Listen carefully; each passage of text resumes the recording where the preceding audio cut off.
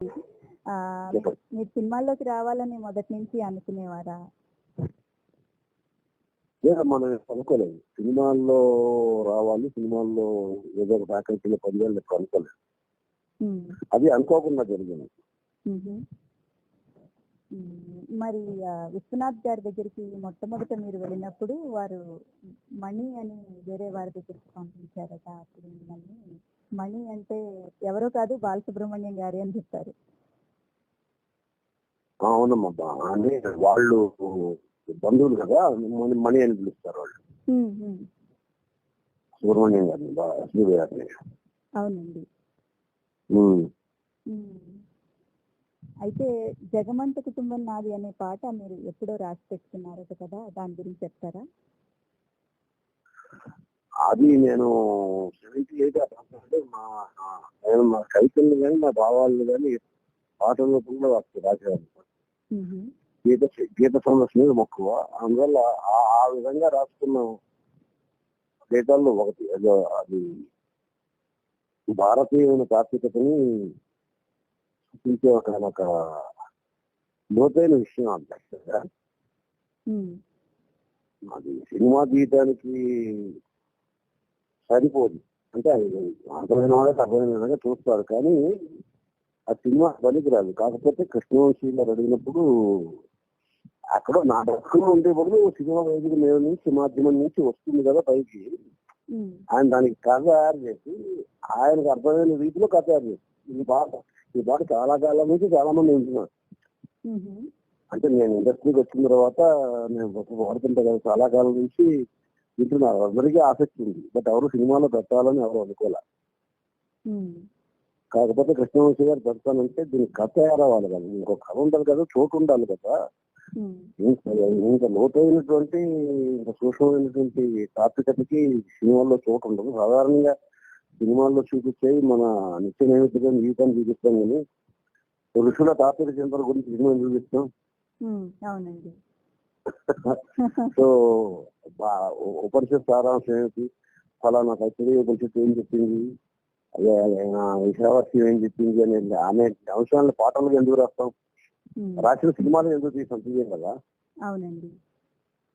So ఇందులో అనేక రకాల ఉపనిషత్తులు, ఆత్మాన్వేషణం, అనేక రకాల కాన్సెప్ట్ ఉంటాయి ఇందులో. సో అయితే పైగా అది అందులో ఉన్నటువంటి ఆ తేజస్సు ద్వారా అది అర్థమైన వాళ్ళకి అతను అర్థమైన విధంగా కథ తయారు చేసుకున్నాడు. రేపో మాపో వెళ్ళిపోతాను అనుకునేవాడు జీవితం పట్ల ఏ రకమైన దృక్పథం కలిగి ఉంటాడు అనే ఒక కాన్సెప్ట్ తో కథ తయారు చేసుకున్నాడు. కానీ పాట విడిపోయేవాడి కోసం కాదు. సాధారణంగా ఇప్పుడు కూడా భగవద్గీతని ఎవరైనా మరణిస్తే సంతాప ప్రకటనగా భగవద్గీత చూపిస్తారు. అది కరెక్ట్ కాదు కదా. భగవద్గీత జీవించడం గురించి నేర్పింది, మరణించడానికి సంతాపంగా చెప్పలేదు. జీవితాన్ని సార్థకంగా ఎలా జీవించాలి అనే కాన్సెప్ట్ మీద కర్మ జ్ఞాన భక్తి విభూతి యోగాల్లో ఏ విధంగా జీవించాలి, అసార్థకంగా ఎలా జీవించాలో చెప్పింది. మరి మనకి ఏమర్థమైందంటే దాన్ని సంతాపానికి ప్రతీకగా భగవద్గీత వాడుతుంది. సో ఏకాకి జీవితం నాది అంటే జగమంత కుటుంబం నాది, ఏకాకి జీవితం నాది అంటే అందులో ఉన్నటువంటి ఆ వైరుధ్యాన్ని గమనిస్తే అర్థమవుతుంది. జగమంత కుటుంబం ఉంది, ఏకాకి జీవితం నాది అంటే ఇది ఏడుస్తున్నాడు అనుకోవచ్చు, అది నాది అని ఉంది కదా అక్కడ. అవునండి. సో ఇంతమంది ఉన్నా నాకు ఎవరు లేని ఏడుపు కాదు, మొత్తం అందరినీ నాలో నేను చూసుకోగలగటం, ప్రపంచం అంతట్లోనూ నన్ను చూసుకోగలదు. అలా జీవితం మూలాన్ని అది పరిపరంగా ఒక అర్థం, ఒక మీనింగ్. అలా జీవితం మూలాన్ని మన మీద మనకు ఒక అవగాహన వస్తుంది. మన ఆలోచనలు, మన ప్రశ్నలు, మన అన్వేషణలు, వీటికి సంబంధించిన ఒక అవగాహన వస్తుంది. చాలా బాగుందండి. మన ఆలోచన అనేది మనం మనిషిని చేస్తాం. ఆలోచన అనేటువంటి ఒక అంశం మనలో ఉండి మనం మనిషిని చేసేప్పుడు ఏం ఆలోచించాలి అని కూడా మనం ప్రశ్నించుకోవాలి కదా. ఏం తినాలి, ఎలా తినాలి అనే ప్రశ్నలు వేసుకుంటూ వాటి తిరిగేయగలుగుతారా? ఆ ప్రశ్నలు వేసుకున్నా వేసుకోకపోయినా అవసరానికి ఏదో కింద వెళ్తుంది, గంటలు దొరకలేదు, మన గంటలు దొరకదు. సో మనం ప్రశ్న వేసుకోవటం మనకి మాత్రమే వచ్చు. వృక్షాలకు కానీ జంతువులకు కానీ ప్రశ్నలు వేసుకోవటం మొత్తం తమ చుట్టుపక్కల ఉన్నటువంటి రుచిని అంతటిని ఆశ్చర్యార్థకమైన చూపులతో చూడటం అనేటువంటి లక్షణం లేదు కదా, మనకే కదా ఉన్నది. అవునండి. అక్కడ ఆకాశం ఎందుకు ఉంది, ఇక్కడ చుక్కలు ఎందుకు ఉన్నాయి, రాత్రి అంటే ఏమిటి, పగలంటే ఏమిటి, ఇవన్నీ ఏమిటి అనేటువంటి ఈ ప్రశ్న మనం వేస్తున్నప్పుడు, ఆ ప్రశ్న వేసే మనకు లక్షణం మన దగ్గర ఉన్నప్పుడు ఎందుకు వేస్తున్నాము ఆ ప్రశ్న అని అర్థం చేసుకోవాలి. కానీ బాగా తినడానికి అని అంటే ఆ ప్రశ్న వేసుకుని జంతువులు తిండి జరుగుతుంది కదా, బాగా నిద్రపోవడానికి కాదు కదా. మంచి ఇల్లు కట్టి అసలు ఏ ప్రశ్న వేసుకోకుండానే హ్యాపీగా జంతువులు తీసుకుని ఇప్పుడు నిద్రపోతున్నాయి కదా. మనకి ఆ ప్రశ్న వేసుకునే లక్షణం వచ్చి బాగా ఆలోచించి ఇల్లు కట్టుకుంటున్నాం. ఇల్లు కట్టుకోకపోయినా బతుకుంటే వాళ్ళమే కదా. అవునండి. సో ఆ విధంగా మొదటి అనేక అర్థాల్లో ఆ పాట తెలుస్తూ ఉంటుంది.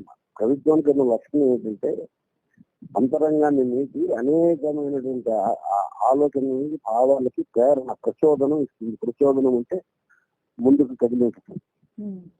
ఇస్తేనే అది కవిత్వం అవుతుంది. కొన్ని పదాల సమూహం కానీ కొంత బాగా ఆర్భాటం కానీ కవిత్వం అనిపించుకోదు. సో కవిత్వం అనేది మానవ జీవితంలో ఉన్నటువంటి అన్ని కళల్లోకి అత్యుత్తమమైన కళ.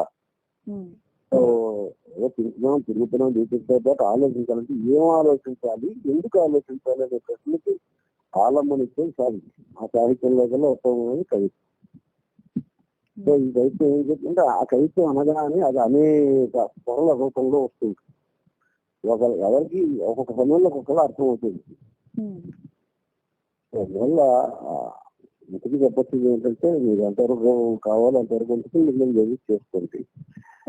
నా సినిమాకి ఆ కథను ఆ విధంగా అర్థం చేసుకుని చేస్తాను అంటే ఏ విధంగా అర్థం చేసుకున్నా ముందర ఆ సినిమా మాధ్యమం ద్వారా ప్రజలకు వెళుతుంది కదా. అవునండి. నిన్న వాళ్ళు వాళ్ళ సంస్కారాలను బట్టి వాళ్ళ హృదయగతమైన స్థితిగతులను బట్టి ఆ పాటను అర్థం చేసుకుంటారు. మొత్తం నా బెస్ట్ లో పడుతుందంటే గేట్ ఇచ్చారు. అది ఇచ్చేటప్పుడు ఒక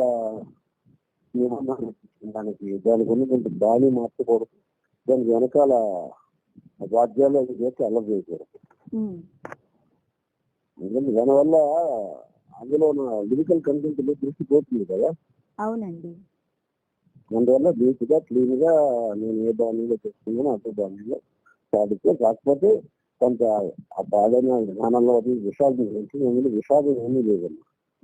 ఒక అనుశీలన పరిశీలన ఉంది, జీవితం గురించి గాఢమైన పరిశీలన ఉంది.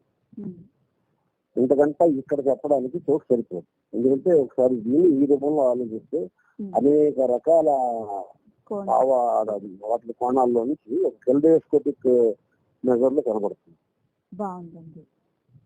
మరి మీరు ఎక్కువగా విశ్వనాథ్ గారితో, తర్వాత రామ్ గోపాల్ వర్మ గారితో, ఇలాంటి దర్శకులతో మీరు పనిచేశారు కదండి. విశ్వనాథ్ గారి సినిమాలు తీసుకుంటే కనుక అవి సాఫ్ట్ గా ఉంటాయి. మరి రామ్ గోపాల్ వర్మ గారి సినిమాలు తీసుకుంటే కొంచెం హార్డ్ అని చెప్పొచ్చు. అంటే కొంచెం ఈ హింస, కొంచెం దెబ్బలాట్లు, వాస్తవాన్ని ప్రతిబింబించడం ఏమో. మరి ఇలాగా ఒక సున్నితమైన కోణానికి, ఒక కటువైన కోణానికి మధ్య మీ కళాన్ని మీరు ఎలా మలుచుకున్నారు?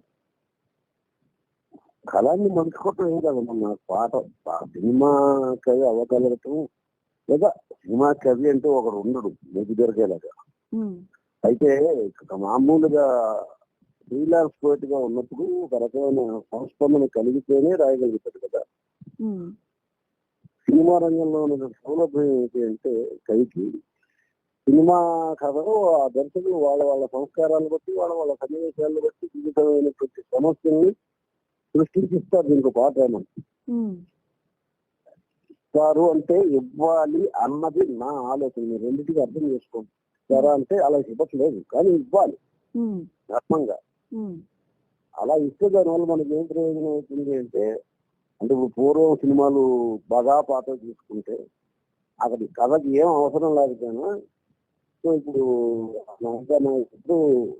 ఒక చోట జరుపుకుంటారు అక్కడ అన్నప్పుడు ఆ సమయంలో కవి, సంగీత దర్శకుడు, నిర్మాత వీళ్ళందరూ పూర్వం మంచి సంస్కారవంతులై ఉండేవాళ్ళు కాబట్టి అవకాశాన్ని దొరకబట్టుకుని సరే ఎలాగా ఒక అవకాశం దొరికింది కాబట్టి కాలేజీ కుర్రంటే ఏదైనా పాలగొని వారి మీద లేకపోతే ఒక స్ఫూర్తివంతమైన గీతం ఇద్దాం.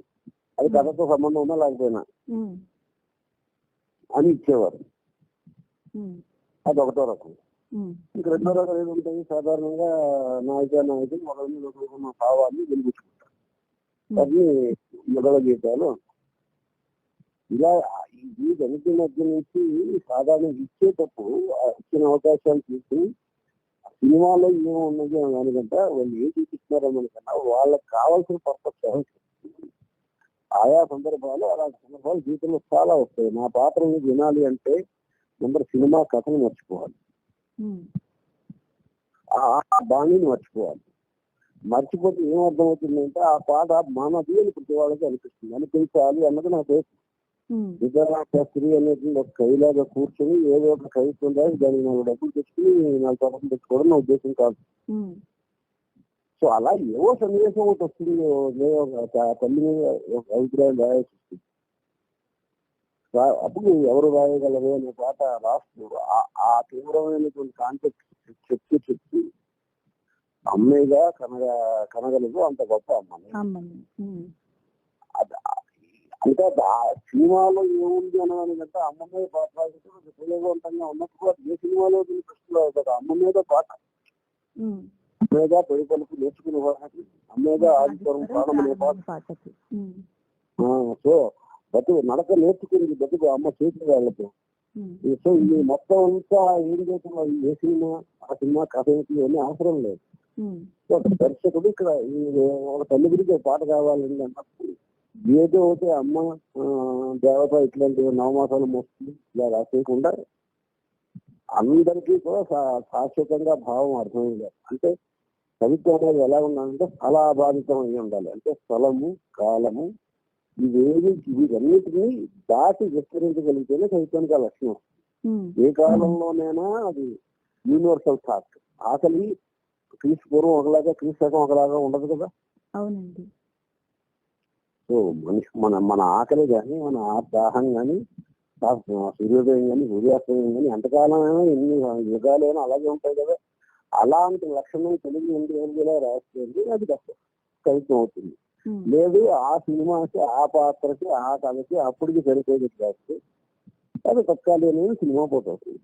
నేను ప్రతి పాటని రామగోపాల వర్మ లాంటి కఠినమైన ఇష్యూ లేకపోతే విశ్వనాథ్ గారి మృదువైన ఇష్యూ అని కాకుండా వాళ్ళు ఇష్యూస్ దాని తాలూకు ఆ పర్పస్ అక్కడ సినిమా పర్పస్ అదే చేస్తూ బయట అదే అలాంటి సన్నివేశానికి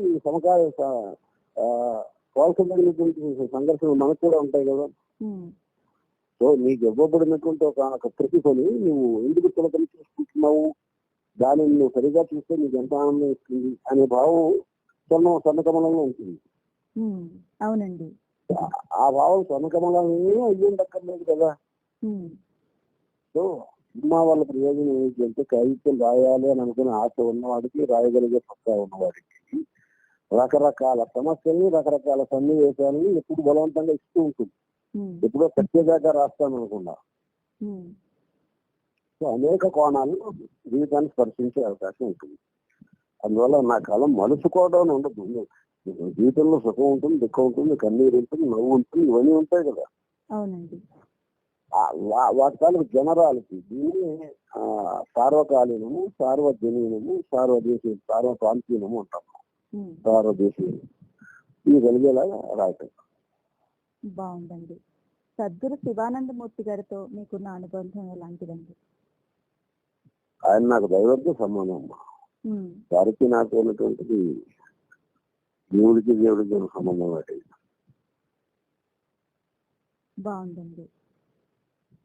ఇప్పుడు గాయం సినిమాలో నిగ్గదీసి అడుగు అన్న పాటను రాశారు కదండి. ఆ తర్వాత కంచె సినిమాలో విద్వేషం పాలించే అనే పాట నిగ్గదీసి అడుగు అనే పాటకి ఎక్స్టెన్షన్ లాగా ఉంది అని అంటూ ఉంటారండి. మీ అభిప్రాయం ఏంటి? అలా అన్నవాళ్ళు బాగా అబ్జర్వ్ చేశారు.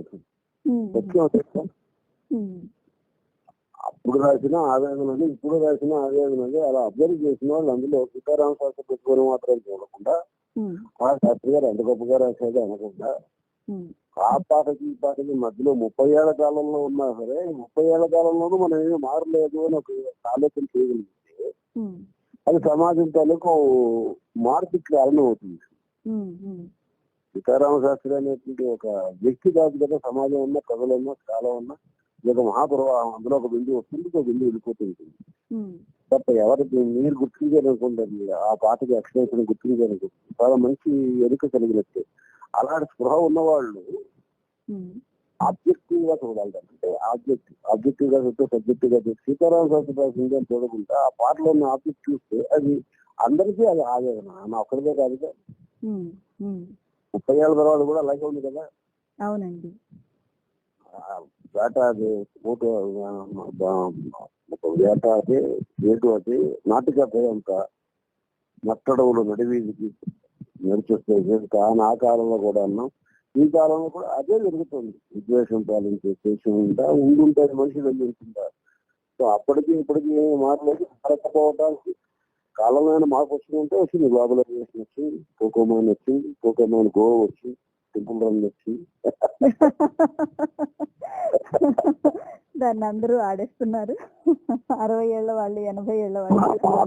మార్పు వచ్చిందో లేదో మనకు మనమే ప్రశ్నించుకుంటే జీవితం అర్థవంతంగా అవుతుంది.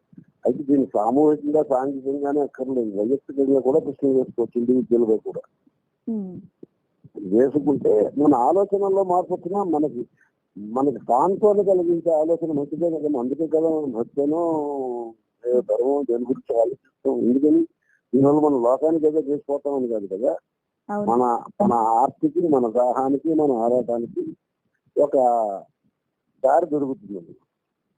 అవునండి. సో ఈ పాటల్లో ఉన్నటువంటి ప్రశ్నల్ని సీతారామ శాస్త్రి గారు బాగా రాశారు, బాగా ప్రశ్న చేశారు అనుకుంటా. ఆ ప్రశ్నల్ని ఆ కంటెంట్ ని మనం ఓన్ చేసుకుని వైయక్తికంగా ఎవరి మటుకు వాళ్ళు చింతించడం, ఆలోచించడం మొదలు పెడితే, విచారించడం అంటే శోధించడం కాదు, ఆలోచించడం.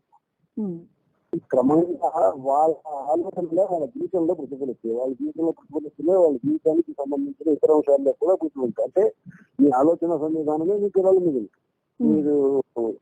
మీరు తిరిగాడే ప్రదేశాల మీద, మీరు మాట్లాడే వ్యక్తుల మీద మీ ఆలోచన విధానం ఉంటుంది కదా.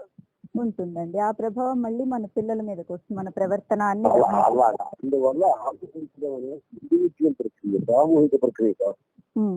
ఆ పాటల ప్రతినిధి ఒక వ్యక్తి హృదయాన్ని తప్పి రాకుండా ప్రయత్నం చేస్తుంది. ఆ వ్యక్తి ఎవరో కాదు, నేనే మళ్ళీ. అందువల్ల జగమంత కుటుంబం అనే పాటలో అర్థమవుతుందో విద్వేషం పాలించే దాంట్లో కూడా అర్థం అదే ఉంది. నన్ను నేనే నాతో నేనే మాట్లాడుకుంటున్నాను, నాతో నేనే ఇస్తే నాతో నేనే అనేది. సో అలాంటప్పుడు ఆటోమేటిక్ గా మీతో మీరు మాట్లాడుతున్నట్టు లెక్క ఆ పాట నుంచి. అలా అందరికీ కూడా వైయక్తికంగా చైతన్యం ఒకచోట అనేక రూపాల్లో ఉండే చైతన్యం, దాన్ని మేల్కొల్పడం అనేది పర్పస్. బాగుందండి. విమర్శల్ని, పొగడ్తల్ని మీరు ఎలా భావిస్తారు? నాకు విమర్శలు అంటూ పూర్తిగా నాకు ఎదురుపడలేదమ్మా. విమర్శలు ఎదుర్కోవాల్సినంత అవసరం నాకు కాలేదు. కాకపోతే నాలో చాలా బలమైన విమర్శకుడు ఉంటాడు. నేను సహజ సిద్ధంగా కళా ప్రదర్శన చేసి ఓహో అనిపించుకుని చప్పట్లు పెట్టడానికి ఉద్దేశించబడే కళాకారుడు కాదు. ఇందాక నుంచి మీరు మాట్లాడుతున్నది మీరు చూస్తుంటే ఒక పర్పస్ తోటి ఒక తాత్వికమైన భావాలని నటిస్తూ వాటిని ఆవిష్కరించడానికి ప్రయత్నించే తాత్వికులు కానీ ఇతరుల మనసును రంజింపజేయడానికి ప్రయత్నించే కళాకారుని కాదు. కనుక నా ఆలోచన విధానాలు ఎలా ఉన్నాయని పదే నేనే ప్రశ్నించుకుని నేనే తర్కించుకుంటున్నాను. ముందు అందరికంటే ముందు నేనే విమర్శ చేసుకుంటాను కదా, ఇంకొకరికి అవకాశం ఇవ్వను కదా. అవునండి. నేను ఒక రకమైన అశ్లీలను, అసభ్యతను, ఒక అవాంఛనీయతను నా పాటలో గెలించాలి అంటే ముందర నా ఆలోచనలకు అది వ్యతిరేకమైన నేను పని చెయ్యాలి కదా. ఇంకొకరితో చెప్పించుకునేదాకా ఎందుకుంటాము? అవునండి. ఒకసారి బాలసుబ్రహ్మణ్యం గారు అన్నట్టు ఇన్ని పాటల్లో ఒక్క పాట కూడా అశ్లీలత లేకుండా రాశారు అని పాడుతా తీయగాలో అన్నారు కదండి. అది గొప్పతనం కంట నా సహజ స్వభావం, అది గొప్పతనం కాదు. స్త్రీని గొప్పగా చూడవలను అని నీకు చెప్పడానికి నేను రాయట్లేదు. స్త్రీని నేను ఎలా చూస్తాను అనేది రాస్తున్నాను. నా పాటలని నా స్వాగతాలమ్మా, నాతో నేను మాట్లాడుకుంటాను. అది ఆటోమేటిక్ గా మనిషి అయ్యి ఉంటాయి. నేను ఎలా ఆలోచిస్తానో కొంచెం అటు ఇటు తేడాగా మనుషులందరూ ఒకలాగే ఆలోచిస్తారు. ఆరోగ్యకరమైనటువంటి మనుషులు మనుషులందరూ ఒకలాగే ఆలోచిస్తారు, మతం, దేశం, కాలం సంబంధం లేకుండా. అంతే కదా. అవునండి. ఎవరైనా కడుపు తింటాను, నీది నిద్రపోవడానికి నీడ, పట్టుకోవడానికి ఇంతకుండా, మా మనసుకి ఇంత శాంతి, కాస్త ప్రేమ, కాస్త స్నేహం, ఇవే ఆలోచిస్తారు మన సోదరు. సో నేను ఇతరులకు చెప్పడానికి బదులు నాకు నేను మాట్లాడుకుంటే, నాకు నేను సమాధానాలు చెప్పుకుంటే, అది అందరితో నేను మాట్లాడినట్టే, అందరూ వాళ్ళతో మాట్లాడుతున్నట్టే. అదే తోట నీ ప్రశ్నలు ఎవరో బదులుకూడదు అనే పాటలో వచ్చే అర్థం అదే. అవునండి. ఎవరిని ఎందుకు బదులుకోవద్దు, హృదయానికి తెలిసి నువ్వు మాట్లాడు.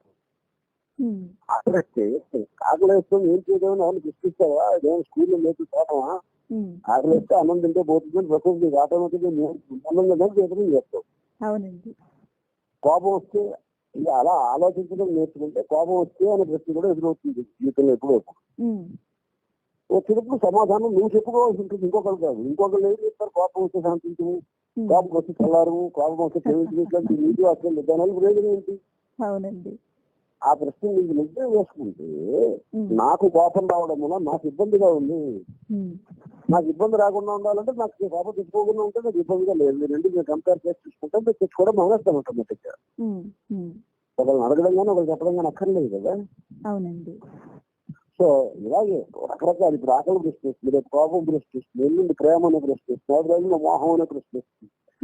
ఆ ప్రశ్నలకు సరైనటువంటి సమాధానాలు వెతుక్కుంటే ఈ ప్రేమ, ఈ మోహం అనే వాటిని పట్టుకుని ఎలాంటే సుఖం నిరంతరం ఒక రకమైన యాతనే తప్పిస్తే దీంట్లో సుఖం లేదు అని తెలుస్తుంది కదా. అవునండి. అది ఇంకొకరు చెప్తే రాదు. ఆత్మహత్యగా స్వయంగా అమ్మంతా మనం మాట్లాడుకున్నప్పుడు వస్తుంది. బాగుందండి.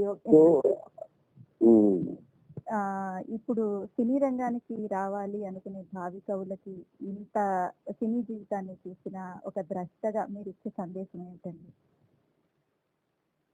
ఇప్పుడు నేను మాట్లాడిన ఇంకా సందేశం అమ్మా. నేను సందేశం ఇవ్వడానికి నేను ఒంటరితనంలోనే సమూహంలోనే ఒంటరితనం అర్థం చేసుకోండి. నాకు ఇప్పుడు మనం కాకుండా ప్రపంచం లేదు, ప్రపంచం లేకుండా మనం లేవు. సో సందేశం ఇవ్వడానికి నేను రాసే సంవిధానమే సందేశం. ఒకవేళ సందేశం ఇవ్వాలి అని తప్పదు అంటే నేను రాసే సంవిధానమే. ఏదో ఇద్దరు పాడుకుంటున్నారు, ఆ పాడుకున్నప్పుడు ఏదో 4 మాటలు 4 బాణించి 4 మాటలు అతిథి చేసేసి 4 రూపాయలు సంపాదించి 3 చప్పట్లు సంపాదించేద్దామని అనుకుంటే అది అక్కడే చచ్చిపోతుంది ఆల్లోనే. అవునండి. లేదు అది నా ఆర్తిని, నా అన్వేషణని, నా ప్రశ్నని, నా హృదయాన్ని ఆవిష్కరించాలి అంటే అబ్జర్వేషన్ అవసరం అవుతుంది, జీవితం గురించి అవసరం అవుతుంది, ప్రశ్న ఆలోచించడం అవసరం అవుతుంది. సో సందేశం అంటూ ప్రత్యేకంగా ఉంటుంది. ఏ పని చేసినప్పటికీ, పాట రాయడం కాదు, ఏ పని చేసినప్పటికీ కూడా అందులో మన ఇన్వాల్వ్మెంట్ ఎంత ఉంది అని ఒకళ్ళు చెప్పాలమ్మా. ఇప్పుడు వంట చేస్తున్నప్పుడు కూడా మామూలుగా ఉదాహరణకి ఇస్తున్నాను, వంట చేస్తున్నప్పుడు కూడా ఎవడో తింటారు. ఒక తల్లి అని పెట్టి అన్నానికి, రైల్వే వాడు పెట్టి అన్నానికి తేడా, ఇంటికి తేడా మీకు తెలుసు కదా. అవునండి. సో వాడు 9 నిధులు ఏవో వస్తాడు, వాడికి కావాల్సింది మనం తక్కువ తినాలి. తక్కువ తింటే ఆ నిధులను ఇంకో 4 అమ్ముతాను. అదే అమ్మ ఎలా పెడుతుంది? అమ్మ కానీ అమ్మ లాంటి మనిషి కానీ, అమ్మ అంటే ఒక అమ్మ కాదు కదా, అమ్మ కను. సో ఎక్కువ తినాలి, అతిథి ఎక్కువ తినాలి, కొడుకు ఎక్కువ తినాలి, వీళ్ళు ఎక్కువ తినాలి అనేది సంకల్పంతో పెడుతుంది. అందుకనే వస్తువులో లేదు రుచి, పెట్టే చేతిలోనూ పెట్టే మనసులోనూ ఉంది అంటారు మనవాడు. ఏంటి ఇంటికి చిన్న ఉదాహరణ చెప్తుంటే చిన్న ఉదాహరణ ద్వారా పెద్ద విషయాలు. ఏ పని చేస్తున్నా ఎవ్వరు సందేశం దక్కర్లేదు, ఎవరికి ఎప్పుడు ఇవ్వక్కర్లేదు. అన్నీ మనకు తెలుసు, మనకు తెలుసు. తెలిసిన దాన్ని ఆచరిస్తున్నామా లేదు అన్నది కూడా మనకే తెలియాలి అని ఇంకొకరు నిరూపించక్కర్లేదు. నేను ఆచరించడం నటిస్తున్నాను, లోకం అందరూ గొప్పవాడు సర్టిఫికేట్ ఇచ్చారు. ఆ సర్టిఫికేట్ ఇవ్వడం వల్ల నాకు ఏం లాభం వచ్చింది? నేను ఆచరిస్తున్నాను, మీరు ఆచరించినా మీరు ఎవరు నన్ను మెచ్చుకోవట్లేదు. నాకు వచ్చి నా పేరు నాకు కావాల్సిన శాంతి నాకు వచ్చింది కదా. అది ఇది తెలుసుకోవాలి అంటే జీవితాన్ని గురించి నిరంతరం మతనం అవసరం. పాట రాయటానికో, నటించడానికి, ఏ పని చేయడానికైనా, క్లర్క్ గా ఉద్యోగం చేయడానికైనా, ఒక గోర్ఖాగా పని చేయడానికైనా, రిక్షా లాగడానికైనా, దేనికైనా సరే ఇటువంటి కమిట్మెంట్ చాలా అవసరం. బాగుందండి. చాలా థ్యాంక్స్ అండి. 10 నిమిషాలు 20 నిమిషాలు తీసుకున్నట్టున్నాను. మీతో చాలా మాట్లాడాలి వరకు అనమాట. చెప్పండి. చాలా థ్యాంక్స్ అండి.